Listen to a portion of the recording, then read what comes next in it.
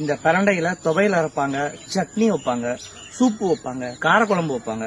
இந்த கை கால் குடையுது, மூட்டு குடையுது, கால் குடையுது அப்படிம்பாங்க வயசானவங்க எல்லாம். நடக்கவே முடியாது, ஏதோ ஒன்று குடையிற மாதிரி இருக்கு அப்படிம்பாங்க. இந்த ஒவ்வொரு எலும்புல உள்ள மஜ்ஜையிலையும் டாக்டர் சொல்லுவாங்க பிசுபிசுப்பு தன்மை இல்ல, மஜ்ஜை இல்ல, அதனால நடக்கும்போது சவுண்ட் வருது, இப்படி நம்ம காலை தூக்கும் போது டக்கு டக்குன்னு சில பேர் சவுண்ட் வரும்.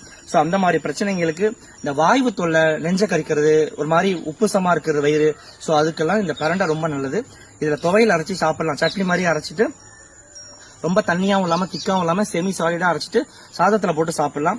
சோ இந்த எப்படி அரைக்கிறது அப்படின்னா, இந்த முத்தின தண்டு மொத்தமா இருக்குல்ல, இதெல்லாம் ரொம்ப நாக்கு அரிக்கும், அதெல்லாம் யூஸ் பண்ணிட வேண்டாம். சோ இந்த மாதிரி கொழுந்து, இந்த பிரண்டை கொடி தொங்குதுல, அதுல முன்னாடி இருக்கிற இந்த சின்ன சின்ன இதை மட்டும் எல்லாத்துலயுமே இந்த முன்னாடி உள்ள சின்ன சின்னதை மட்டும் கட் பண்ணீங்கன்னா இந்த மாதிரி குட்டி குட்டியா இருக்கும். சோ இந்த மாதிரி பிரண்டை எடுத்துட்டு இதுல சைடு நாரெல்லாம் இருக்கும், இந்த நாரெல்லாம்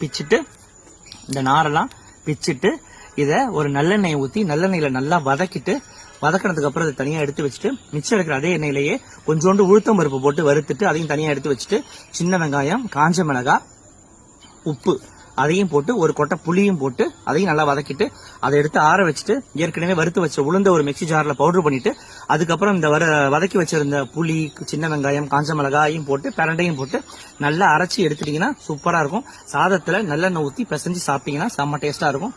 இந்த மாதிரி பிரண்டை கிடைச்சுதான் விட்டுறாதீங்க, இந்த மாதிரி செஞ்சு பாருங்க. Bye bye.